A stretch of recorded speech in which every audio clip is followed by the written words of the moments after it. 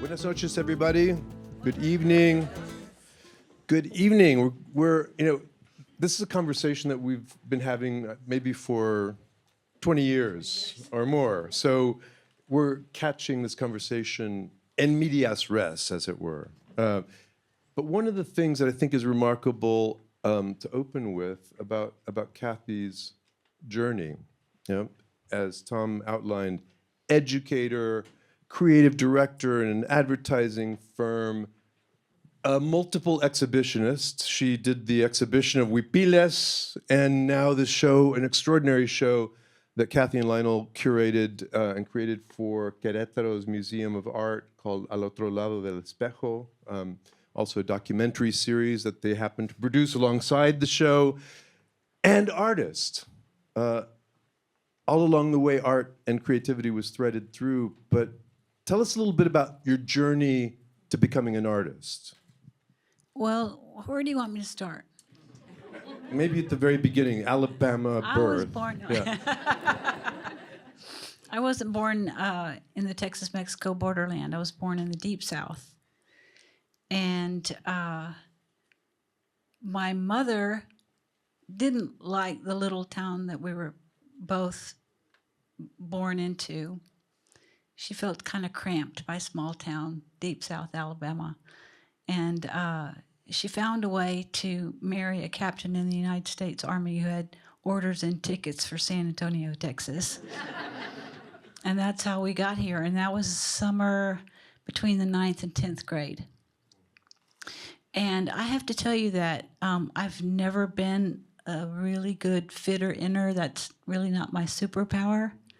But maybe it makes me kind of like a more observant person, because I'm always looking around because I'm not really inside of where I'm at, if that makes any sense.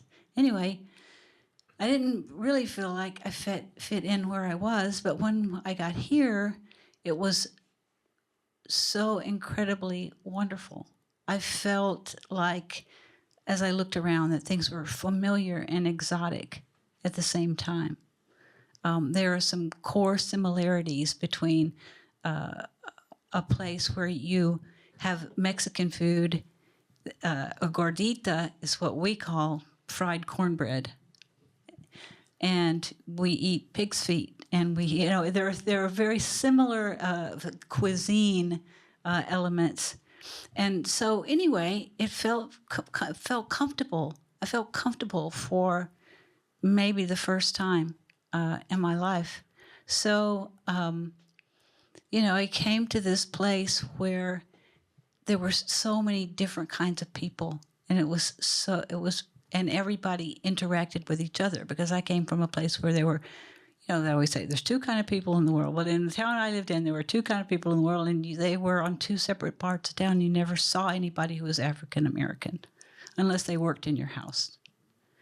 And you didn't get to play with anybody who was a different color than you. And you didn't get to talk to anybody who was a different color than you. Not really, not in a real way. And so here I come, and it's like, oh boy, it's like a big, wonderful playground where I could feel comfortable and where I could be much more anonymous. Because in a little bitty town, everybody sees everything you do and they tell your mother. And here, when my mother got a job downtown in the Alamo National Bank building, which is now a hotel, I think, and it was the summer of Hemisphere. It was 1968. And so I could go to the World's Fair. My mother would let me go to the World's Fair while she was at work. And she took me to the Esquire Bar. And she was a colorful person. We'll talk a little bit about her later, I think, when we talk about one of the paintings. But that's how we got to San Antonio, and I instantly fell in love with it. I tell John Phillip and anybody who'll listen, I arrived here. I fell in love with the Mestizaje. I married it twice, and I gave birth to two of its children. So I'm not by DNA a Mexican-American, but I'm working to be a Mexican-American. I live in Mexico almost half the time. I paint in Mexico almost half the time. And I arrived at being a painter through several different careers, teaching.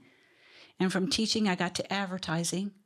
And from advertising, when I got the job in advertising, I think this was pretty interesting, I think, because I was hired in 1982, 83, by an advertising agency who had convinced their client, Canadian Club, headquartered in Windsor, Canada, after learning that they were big art collectors of Canadian art, the advertising agency who they had hired to help them sell Canadian Club to Latinos suggested what you should do is a big traveling national exhibition of the works of Latino artists. Let me tell you what, they hired me to do that, and that was the first time, it was called MIRA, Canadian Club Hispanic Art Tour, the first time it ever happened in the country. And they hired me to do it, and I didn't know anything, So I said yes, because I didn't know that even though this project was supposed to open in 15 months, that museums planned 3 years in advance, for instance. So it was like, yeah, okay, I would like to do that. I took that job, and I met some people who instantly became my heroes, and I now am proud to call them my friends. Jesse Trevino, Cesar Martinez. The other night I was at the opening of Rascuachismo at the McNay. If you haven't seen it, please go see it. And there was a gentleman I was introducing myself, and he introduced himself. His name is Benito Huerta, fabulous artist. He and Cesar Martinez was there. Cesar won the grand prize in our show the first year, and Benito won it the second year. And I think I scared him because it was like, Benito Huerta, hi, remember me? I'm Kathy. Anyway, and he finally came around, and then he said, oh, and you're a painter now. That was a big moment for me. That was a very big moment for me. So that was my first job in advertising. I went from the PR department to the creative department, but as a copywriter, not as a picture person. In advertising, the way ads are developed is you generally have a copywriter who works with an art director. And the copywriter comes up with the words, most of the time the concept, and works with the art director to get the right visual, the right picture to go with that headline or that script or whatever. And so I was a part of that, but I came to it from the word side. And then I went up to creative director from the word and conceptual side. And it's where you lead the team into new concepts. So I think that spending that time in the ad agency, Shannon, really, through that experience, I wore a groove in making sure that whatever I was interested in could be done many different ways. In an ad agency, you can have an idea for the best ad in the whole world, but if you can only think of one way to do it, it goes in the trash can because you can't make a campaign. And so I think that's where I got the itch to paint in series. I don't start to paint something unless I feel like I can interpret it many different ways. And I think that comes from the advertising. So then we went into advertising. I married my soulmate, who is a fabulous artist, and he started going back to his roots in fine art after we married, and he asked me to come along, and I would go to workshops and sit on park benches, and the people would paint me reading my book or something. And finally he said, do you want to come to Philadelphia and come be in a class for portrait artists? And I said, no. Because all I had done up to that point was sit in the studio and just kind of I said to him one day, "What is that over there?" It was a picture of my dog, Roz. Shannon remembers Roz. Roz was a force of nature Jack Russell Terrier. And he had started this thing, and it was gathering dust in the corner, and I had an idea of something I could maybe do to it, but I didn't want to do anything to it if he was going to finish it or if he liked it. So, I asked him, and he goes, "Oh, that's a piece of crap. I don't care what you do with that. You can have that. You can set it on fire. You can run over it with your car. I don't care." And so that was a very generous thing to do because it allowed me to take a chance, and sit there with, my brother-in-law and my husband, another friend of ours, had all been painting their whole lives, and mess with that. So that's all I had done when he invited me to go to the class for professional portrait artists. And I said, "No, thank you, but, thank you for thinking of me, but I can't do that." And so he just kept nagging me about it. He was poking me about it, and "I think you ought to go with me." And I said, "Well, I'll go, but that's not, that's not a class for me. I'm not qualified for that class." It's one of the things is The teacher in Philadelphia, right? Or in, Nelson Shanks, premier, portrait artist in this country, in this century, probably, or maybe halfway back into the previous century, and just an amazing man, and totally committed to figurative art when it was out of favor. And he just said, "I think you should." And I said, "I can't," because I remembered ballet lessons. Okay, now if you grow up in the South, you have to take ballet and tap. It's required. You have to do it. There's just if your little girl doesn't do it, then there's something wrong with her. And so all the little girls are doing it. And nobody knew, including my mother or me, that I was severely myopic. They didn't do the eye test until like the 3rd or 4th grade in Alabama. And so if you were really nearsighted before that, nobody really knew why you weren't doing well. But so I was in the class, and I couldn't see what the teacher was doing. She would show you the step, and then you were supposed to do it. And so I couldn't see what she was doing, and so I couldn't mimic her step. And so then it was horrifying because the teacher's assistant would come and get me and take me back to the corner and show me the step, and I was like, oh, God. It was horrifying. And so when he said, "I want you to take this class for professional portrait artists," I got these flashbacks of ballet and tap class. It was PTSD from the ballet class, and I said, "I can't do it. They're going to know I'm a fraud, and they're going to be mad, and I'm going to get in trouble, and it's going to be terrible. I'm going to feel bad, and I don't know why you'd want to do that to me. I mean, really, is there something underneath there that, And he goes, "Look, if you'll go with me and take this class, I'll make them put your easel next to mine, and I will not let them be mean to you."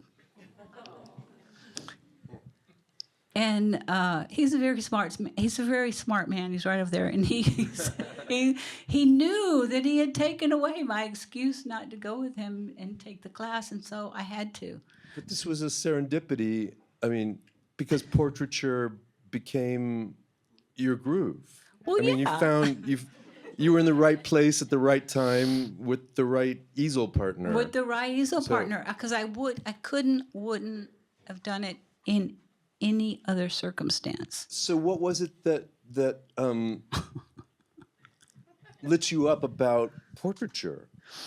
Well, As an approach to making art now, you're committing to making art, and it's going to be about the way you see people. Well, okay, not to quibble, but I don't call it portraiture what I do.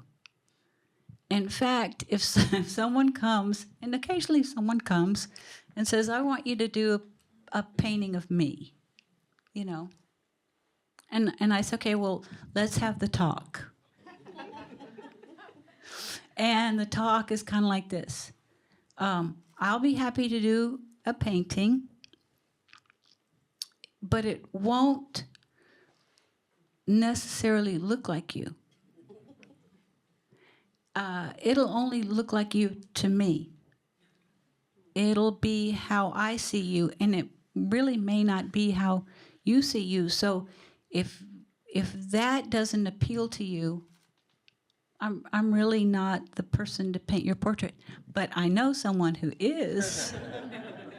I know someone who can paint you. It'll look exactly like you. It'll look like you're about to take a breath in the room. So either way, you're covered. But it has to be okay that it's the you that I see. Here's as good as it's going to get. You hang this painting in your dining room. You're having a dinner party. People will come over.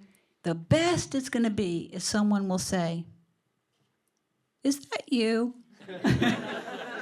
Or "That's you, isn't it? Isn't that you? That's you, isn't it?" Right? That's as good as it's going to get. It's not going to be, "That is a beautiful painting of you."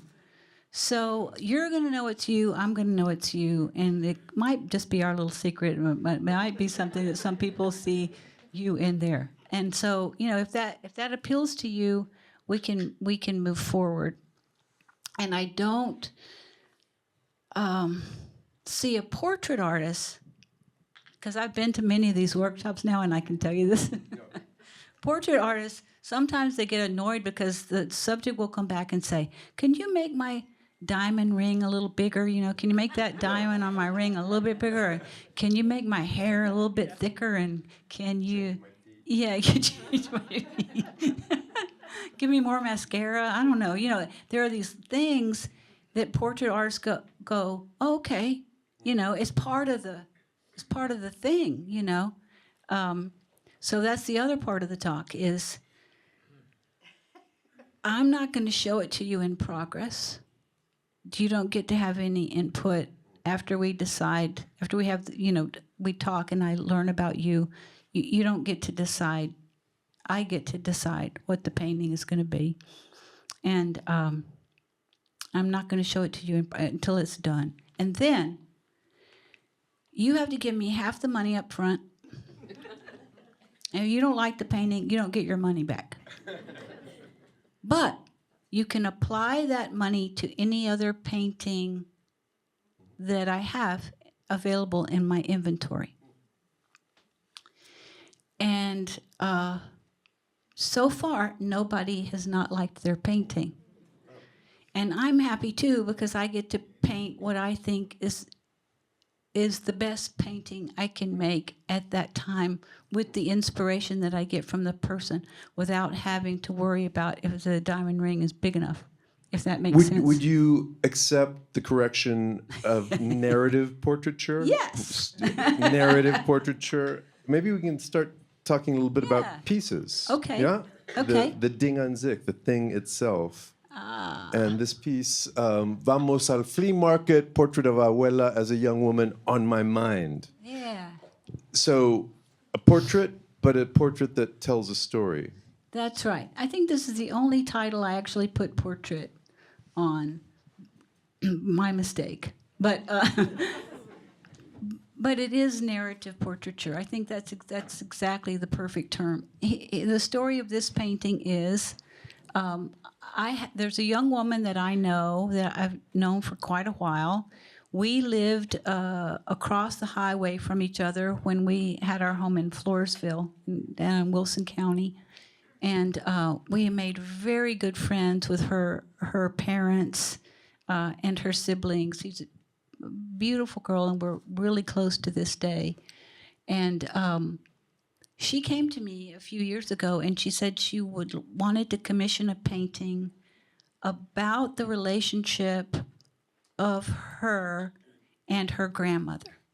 They're very, very close, and she wanted a painting to commemorate that relationship and the grandmother as a part of that. And she and the grandmother, as young women, did resemble each other quite a lot. And so I got to spend a whole day at Grandma's house and listen to her stories. And she brought out her box of pictures, and we went through the box of pictures, and I heard all kinds of stuff. And so my friend would tell me stories, and Grandma would tell me stories. So what's happening in this picture is, first of all, she is, I guess we can go from bottom to top or something. So the young woman is holding a house that signifies Grandma's house. And the young woman's family, Grandma gave them a piece of land behind her house to build their first home. And then Grandma would always cook during the day, and she'd call them over to eat. And so they were always smelling these wonderful smells coming through the window and the tortilla. And so it says comfort comida. See right around here, comfort comida. And Grandma loved to go to the flea market. She still does. She's still with us, Grandma. And so vamos al flea market it signifies that. Her shirt says Cushata, which is one of the Coahuiltecan tribes indigenous to where we live. But in this case, it really refers to the casino that Grandma and her comadres go to every month when their Social Security checks come in. The whiskey bottle, it refers to how Grandma taught her sons how to drink whiskey because she owned a cantina. And so she brought them in. They were, 14, 15, and 16, let's say. And she sits bottle of whiskey down on the table. And she says, "Today we're going to learn how to drink whiskey." And she says, she pours them each. And she says, "The way you drink whiskey is straight. You don't put anything in it, and you'll always be fine. You won't get too drunk, and you won't have a hangover. So when you drink, I know you're going to drink, but drink this way." So she taught him how to do that. And then the text, you begin. So the text, these tendrils with the white flowers are the wildflowers that were growing in her extensive backyard on that day that I was there. And so these words are real, but they may be one or two. I might have made them up, but so and they're bilingual. So they're storyteller, pistolera, because she also taught her progeny how to use pistols, because she had to have one under the counter all the time because she owned a cantina. Tortillista, because they smell the tortillas every day. Benefactora, because anybody in the family or close friend had some kind of trouble and needed money, she starts cooking and she sells plates off her front porch until they've raised the money that the person needs. Cariñosa, full of love. And jugadora, because she's a gambler. She likes to go to that casino. The church at the top is the little church in Saspamco, Texas, where Grandma and Grandpa were married. The rooster actually symbolizes Grandpa for reasons we won't talk about. The family knows. The butterfly wings refer to a dress that Grandma made for my friend when she was in a coronation in high school. And Grandma made this dress with enormous train, olive sequins, and these beautiful butterfly wings as a part of the dress for the coronation. And did your butterfly wing motif? It's kind of started, yeah, it kind of started there. Story? Yeah. And then also the Tree of Life format. So the Tree of Life form combined with a person just sort of occurred to me one day. I've always painted by myself and with Lionel and friends. But when I'm stewing up something new, I usually like to be in my own room and close the door where I can think and I don't have distractions. And I had done some pictures of women, and I had recently bought a book about the Mexican ceramic Tree of Life. And the book was not a high quality book. It was a high quality book, but it wasn't glued together right, and it was coming apart.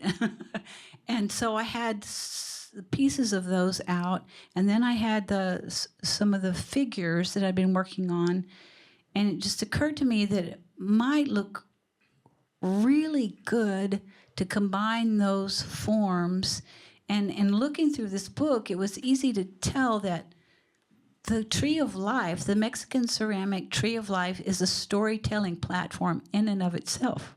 So it begins with like religious education. Most of the ones you'll see even today, they have God, and then they have Michael the Archangel, and then they have your grandparents, you know, and then it sort of comes all the way down the story of creation, you know, and that's the most prevalent Tree of Life that you're going to see. It goes all the way back to some of the origins of the form. But then, as I'm learning and reading more about them, I began to see these really wonderful. One was about, looked like it was about the circus. Like I had jugglers and contortionists, and then there was one that was about kind of a ceramic milagro form, where, you know, we're praying for somebody to get better who's sick.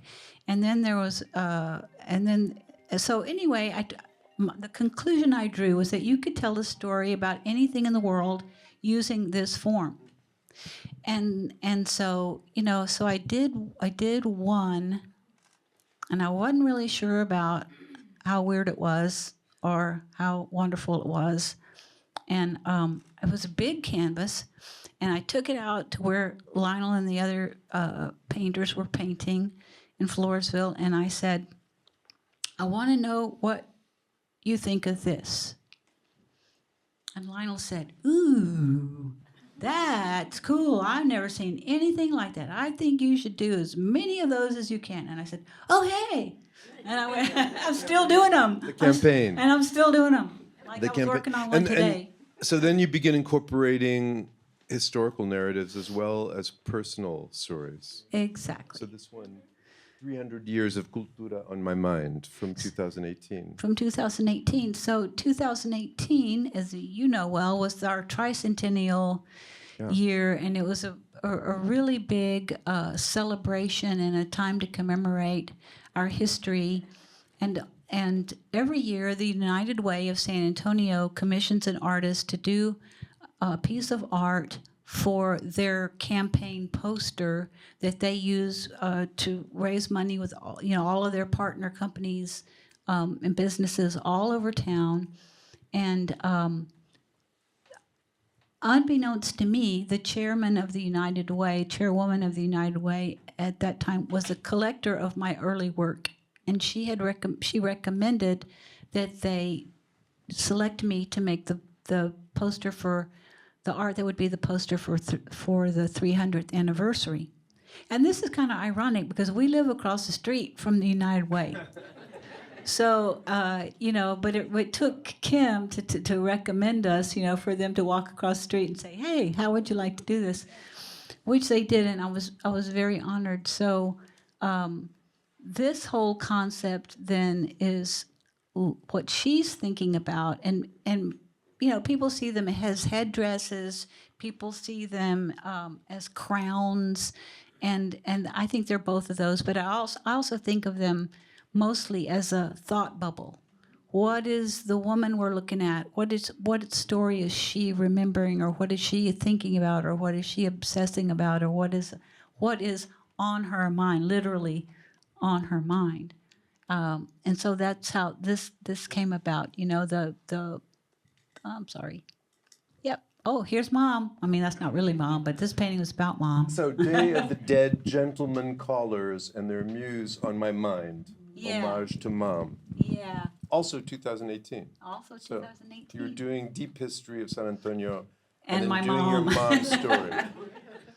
Well, in 2018, I was also asked by the Southwest School of Art to be the artist that did their Day of the Dead altar. And I agreed if the altar could be a very big painting and not a traditional altar, and they said fine.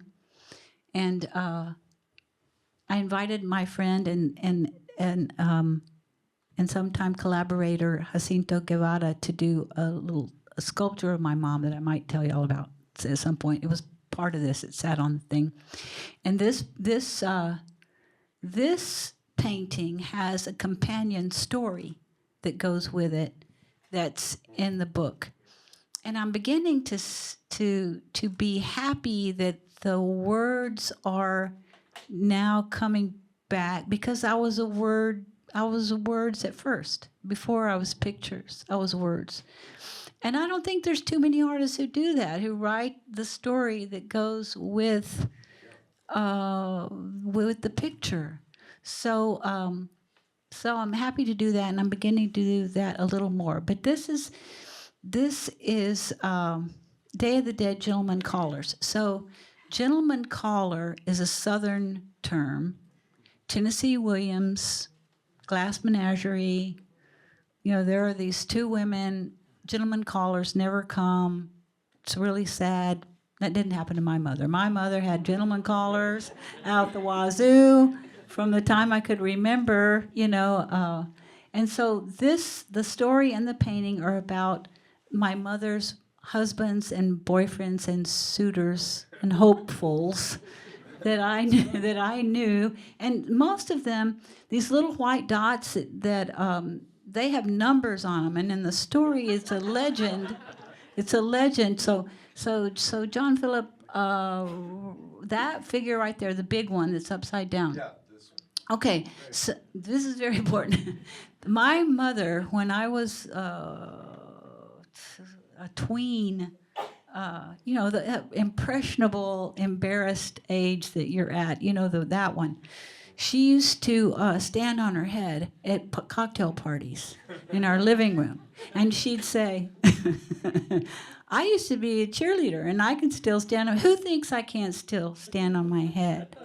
And I would go, oh, God, Mom, please. And it's like, don't bet against me because I can still. And then she would stand on her head. And this is before women wore pants. And it was mortifying. I'm really much more of my father's kind of personality than my mother's. And so it took me a long time to process that. When my mother passed, my brother sent me a picture of my mother standing on her head in a dress. And so the upside down skeleton up there, that's Mom for that particular reason. There's a little figure right to the left, to our left of Mom, and that's my dad. He's pictured with a light bulb in his hand. That signifies that he's very bright, but it also signifies my mother's opinion that he couldn't change a light bulb with two hands. Over here to the right of Mom, the skeleton's holding the red thing. Right, him. Yeah. That's a guy who came by every week to do her laundry. He's holding a laundry basket. And as far as I know, all it ever got him was more errands. But he came by every week for years. And then there are these tightly wound Elmer Gantry types with sweaty armpits and short sleeve dress shirts, those guys. Some of them were cousins. So, and this guy down here, right to the left of her braid, that's the guys who promised her the world on a silver platter, but didn't have two centavos to rub together. There are plenty of them. So there's a couple of dozen. We have about maybe 10 minutes before we'll do open questions. So let's just we'll go through a couple of these. We'll go through a couple of these. Okay. This one, the Ballad of Guadalupe y Rosalinda on my mind. Okay, so this is 2018. You were very busy. Boy, I sure was. What have I been doing lately? Yeah. So this, I don't tell this story to everybody, but I'm going to tell it to y'all just because it's kind of. I think people think it's more impressive, the story behind it, than it really is. But this is a story about a conflict between a woman and a dog. So I had this wonderful dog, Roz, that started my painting career. We owe everything to Roz. And then I had a friend and a colleague, because we had a time in our lives when we lived in the same place where we worked, like living above the store, like our grandparents had done. And it was really fun. But my dog Roz, because she was a force of nature, and she would leave, and she would go to the day-old bread store, which was behind our place on Florida Street, and she'd come back, with a loaf of bread. In Fiesta, she'd go downtown further and come back with a turkey leg almost as big as herself. And when our other dog, Jack, wanted a bite, she would try to kill him.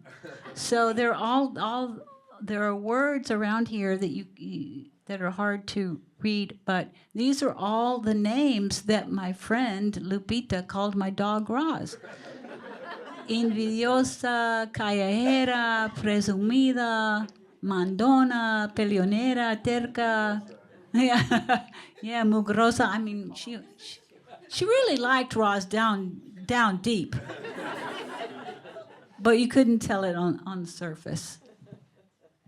I found my heart in San Antonio on my mind. This is the story of a woman who met the guy that she would eventually fall in love with when they were very young and they couldn't get married. And later they met up and married. He was a dentist in the military, and they were here in San Antonio. And it was a full circle story for her. And she, they got stationed different places. They tried to have a child. They came back to San Antonio, and she conceived. So she found her heart in San Antonio in many different ways. Her son's name is Ray, and that's why she wears the crown. And then you've got her angels and all that. This is Nahuiolin as Santa Pistolas.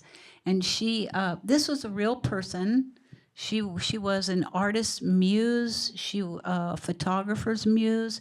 She was an artist herself, a contemporary of Frida and Diego's, and a member of their circle, and a lover of Dr. Atl, who was way more famous than she was, but they had this very, very volatile relationship. And our mutual friend Sandra told me that, there was a rumor that, one time when Dr. Atl was fooling around on Naui and she found out about it, she woke him up in the middle of the night with a pistol against his temple and convinced him that wasn't a good idea. So that's the story behind this one. So this was my idea for the cover of Revolutionary Women of Texas and Mexico. And I will tell you, and Tom is here, and so he's going to keep me honest, but it was not a foregone conclusion that the image on the cover of that book would be something that I painted. It could have been, it was that the cover, that real estate was pretty valuable, and they were considering a whole lot of things. So I was really proud that they wanted to put an image of mine on the cover of that book, which came out, Tom, 4 years ago? 4 years ago? And we did with Ellen Riojas Clark and Jennifer Speed. Lost my head. So in the book, you'll see that oil on canvas, while it is the most common thing that I do, I do like to take a turn every now and then and do different things. So there's a whole section of works on paperwork, I call it, and but it's really another way of expressing yourself with stuff that's laying around, and how does it go together. So the background grid is a handmade paper that I made the paper, and then the other pieces are archival reproductions of fabrics and embroidery. So if you know me, and if you know my work, you know that textiles and embroidery, really float my boat. And Lionel's here, so I won't tell you how much of it there is at the house. But there's a lot, and quite a few. When I fall in love with a piece, I very often have it captured digitally and reproduced archivally. So I can cut it up and use it to embellish the paintings, the works, to make different things with it, knowing that it will be archival. Now, in contemporary art, it doesn't seem to matter anymore if something's archival or not. I know at the McNay, I've seen exhibitions of huge sculptures made of Cheetos. Cheetos are not archival. In fact, they probably attract Cheeto-eating bugs and stuff like that. Yeah. But I feel like I would like to make things, leave things that you could hang it on your wall, maybe not in direct sunlight. You wouldn't want to do that to any piece of art, but something that's going to be around, something that is going to last, something that will be archival, that will last almost as much, almost as long as an oil painting. This is from Huipiles. So Huipiles was an exhibition, a group exhibition that I curated and participated in for the Smithsonian Latino Center, and it was all inspired by Huipil, this thing that I'm wearing. We had gone to Oaxaca in 2003, our first trip. We went to see our relatives in Puebla, and they said, you must go to Oaxaca. And so we went to Oaxaca, and we were, walking through the shops and talking to the artisans and looking for things. And I saw this beautiful garment, and it was a huipil, and it was woven so beautifully, and it was already vintage. It was probably 50 years old at the time. It was so soft and beautiful, and you could hold it and feel the spirit of the woman who made it and the women who had worn it. These things are very important parts of people's lives and identity. They take a long time to make. Sometimes you can ask someone, oh gosh, I'd really like to have one exactly like the one you're wearing. Come back in a year. So there's not just racks and racks of them. Each one is one. So each one is a piece of art in and of itself.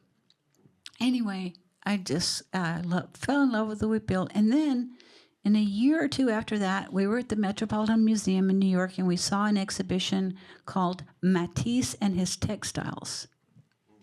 And it was the story of, how in the Matisse paintings there's beautiful tablecloths, and the settees are upholstered in these wonderful fabric. Well, his family milled fabrics. They were in the textile business. And so it was the story of that, and they had books, the swatches of things from his notebooks and the family business, and they talked about that. And then the very last thing was a series of his drawings of women in Romanian peasant blouses. And right then, it was, I need to do a series of paintings of women wearing huipiles. They're way prettier than Romanian peasant blouses. Way prettier and more intricate and and super important as an artistic expression in Mesoamerica. So that was how that came to life. Zapatista. This is a new series that I'm working on.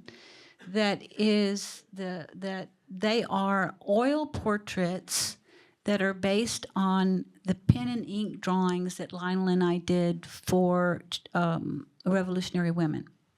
So the Revolutionary Women book has a pen and ink drawing of every subject woman, and they are, square in orientation. They have a border that goes with the woman, and I've decided that they should all be oil paintings, and that we'll complete a series of those. It'll be 25 or 30, because we're going to also add in the women that we added to the coloring book, and then there are a couple of other women that I have learned about since then that I really want to celebrate and elevate. So I think there'll be 30 before it's done. So this is one of the 5 murals, just a few yards from where we sit. La Gloria Historia de San Pedro Creek on my mind, a story in 5 episodes.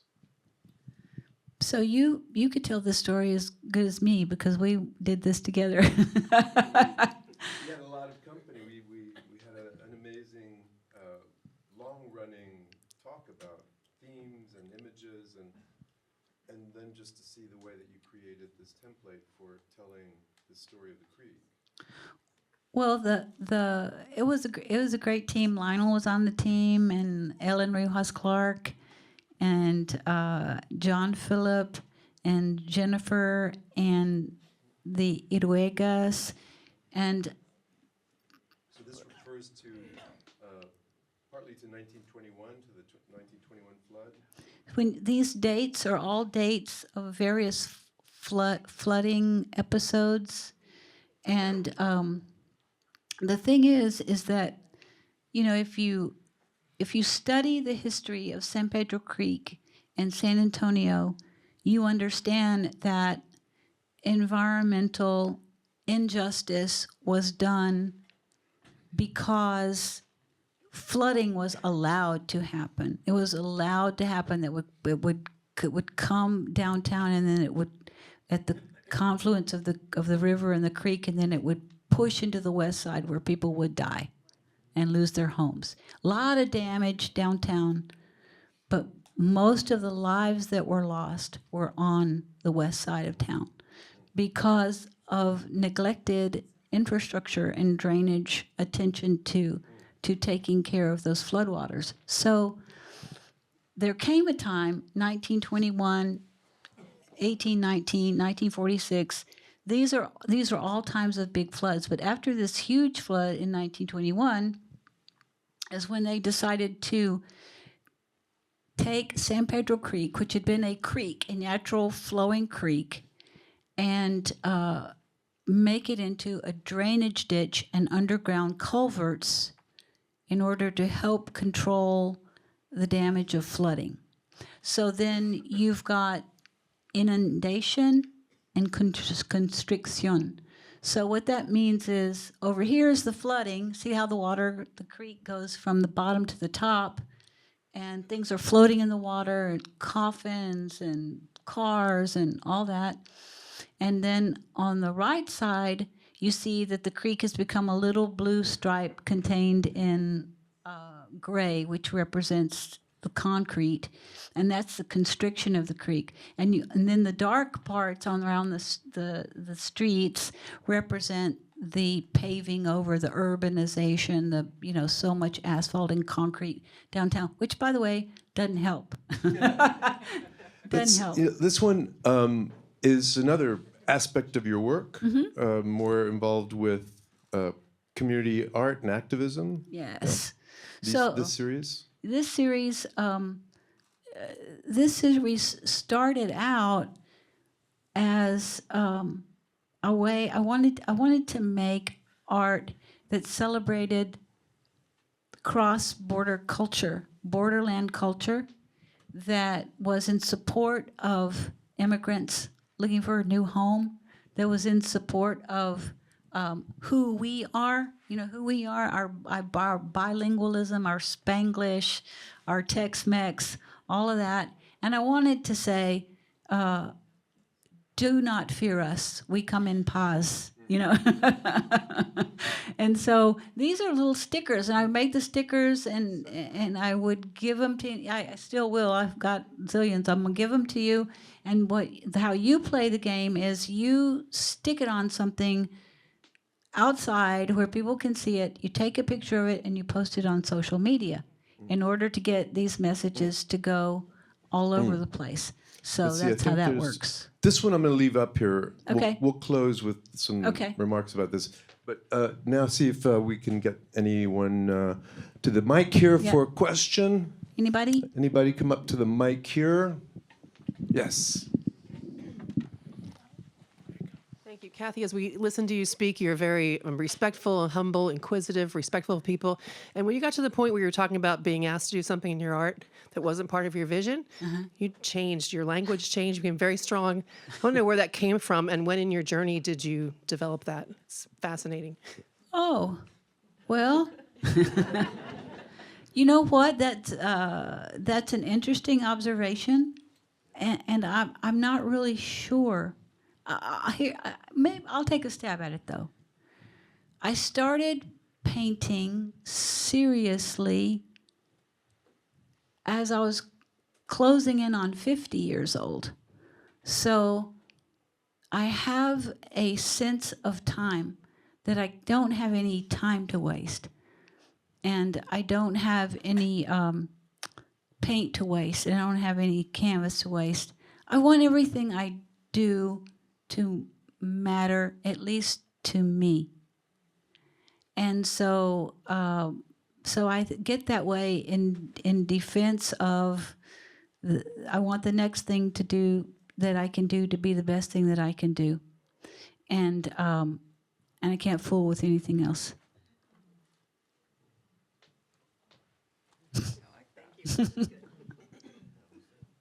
The questions, y'all?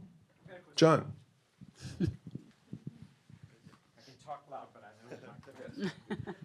Thank you for this. This was wonderful.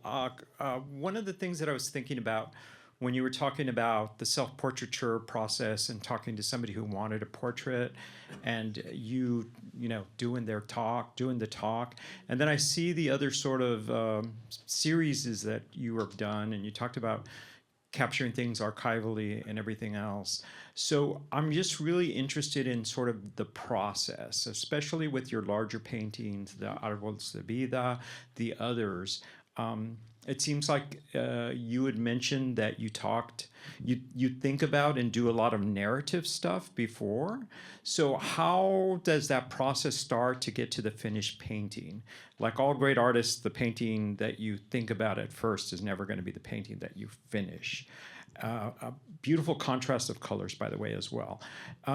So how much sketching, ideas, pencil work happens before you get to that larger scale painting? Well, I don't do a lot of sketching. I find the things that I want to stick together, and then I go to the copy machine, and then I size everything, and then it's really kind of like making a puzzle. And then when I get the thing in the right proportion with each other, then I draw it on the canvas with graphite, with pencil. And then I ink it in so that I don't lose the lines of the form. And then I do the base color. So and then I change the color by adding more layers of color, and that's what takes so long. They take a very long time to do. I always joke that I'm so jealous of Lionel because he's so fast and so good. And he'll say, "Look what I did today," and it'll be a finished painting of a person. And I'll say, "I did this flower." And it's not, just doesn't hold up in terms of, productivity, but they're layer after layer. And that's another reason why, because you're exactly right. The thing, I know what it's going to look like at the end, and I know in the middle that it's not going to look like that, what it's going to look like at the end. And that's why I say you're not going to see it in process, because here's what happens. People say, "I love it." And then I'm like, "Shit." Right. You can't have this. No. You can't. This is not what it is. This is not what it's going to be. You can't have this. So that's why you can't see it That's a until the really end. great idea. Quick question then, and because it sounds like what you're doing is sort of old school. I'm a mixed media artist besides other things, but so it's all always about sort of collage, assemblage, those kinds of things. Have you ever thought of showcasing some of the original pieces that you're sort of playing with before you create the painting? Do you keep them? Is that part of your archives? Well, kinda. I mean, they're all over the place. You know, for the older stuff is all kind of all over the place. But I did keep a lot of the working in progress pieces from the paintings for the creek because I thought they were important. And because they're fairly monumental paintings, they're 4 feet by 8 feet that become these 15 feet by 26-foot tile murals, and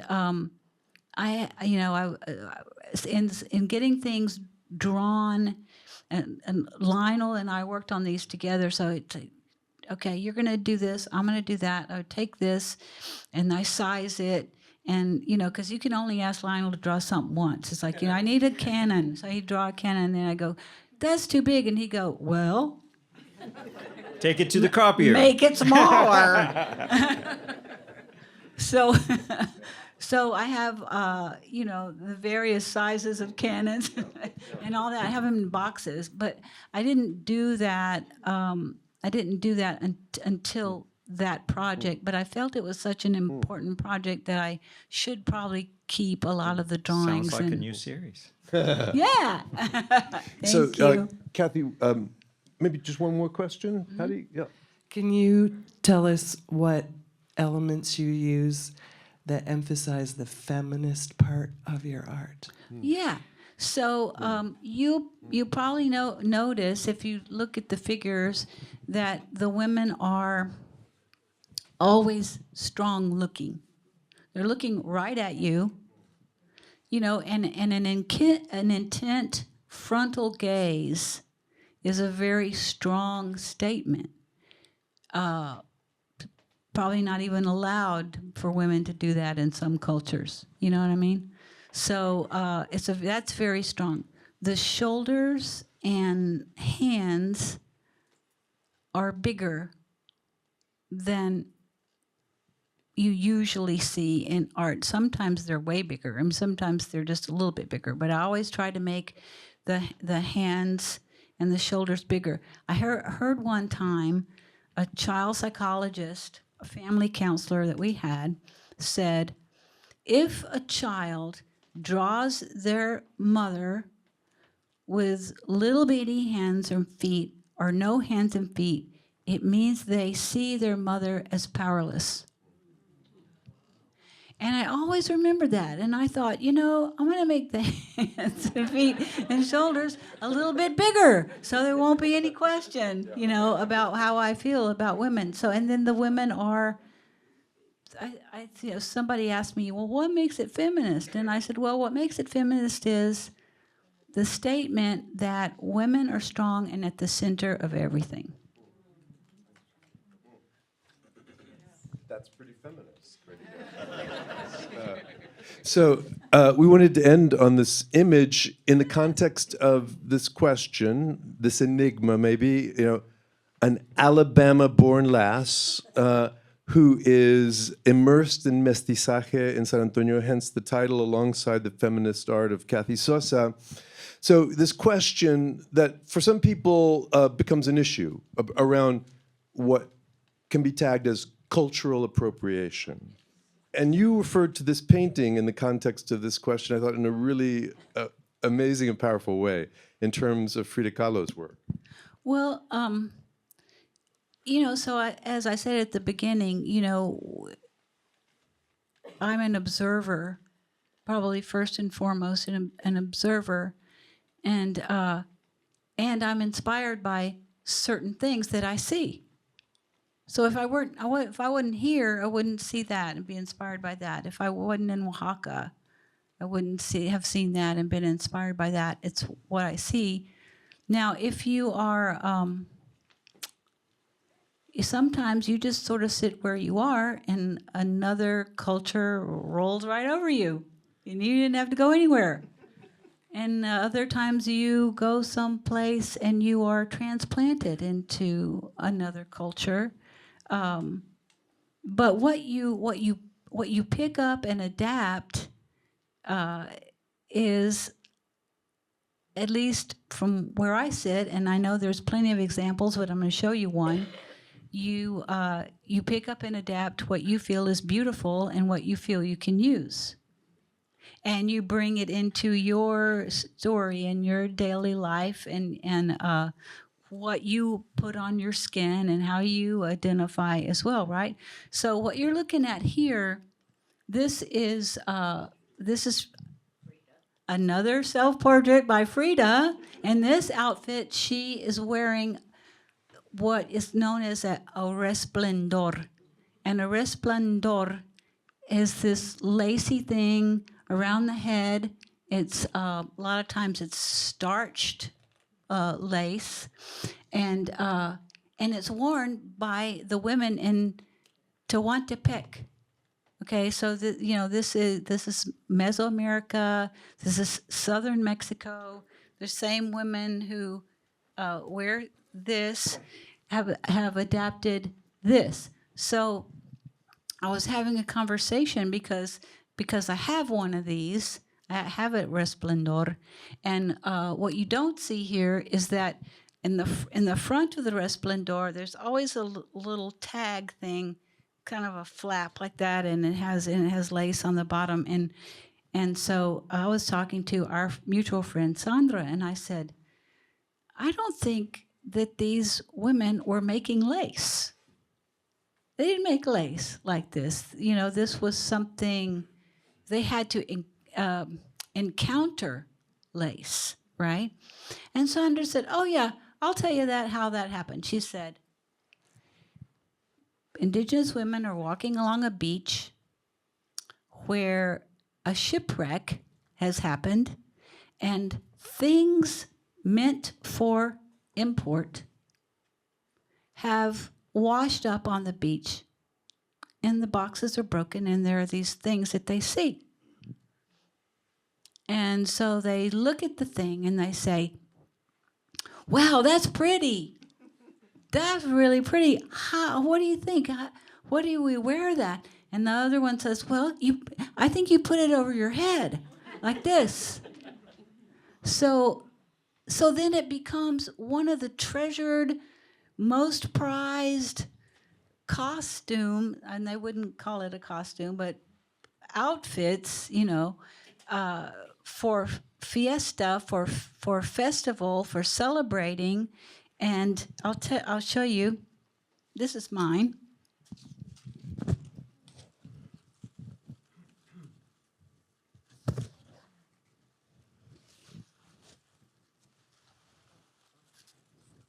So I should probably try to put it on for you.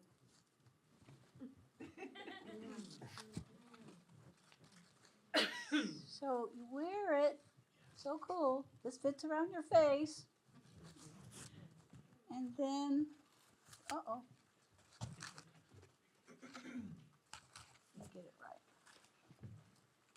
This part here always hangs in the front, always. And there's another one that hangs down the back. Does that look kind of like that? Okay, so here's what she taught me. What these women encountered were christening gowns, or Spanish christening gowns. And to this day, this is a new one. To this day, they make them the same. They have this little vestigial sleeve that goes in becomes the flap for the front and for the back. So is that cultural appropriation? Adaptation, transformation, Adaptation. Metamorphosis. Mestizaje. That's what I'll call it. I'll call it that. That is a beautiful note to end on with the title. Thanks so much to Texas Public Radio for this amazing opportunity to hear from Kathy, and for Trinity University Press for bringing this incredible book.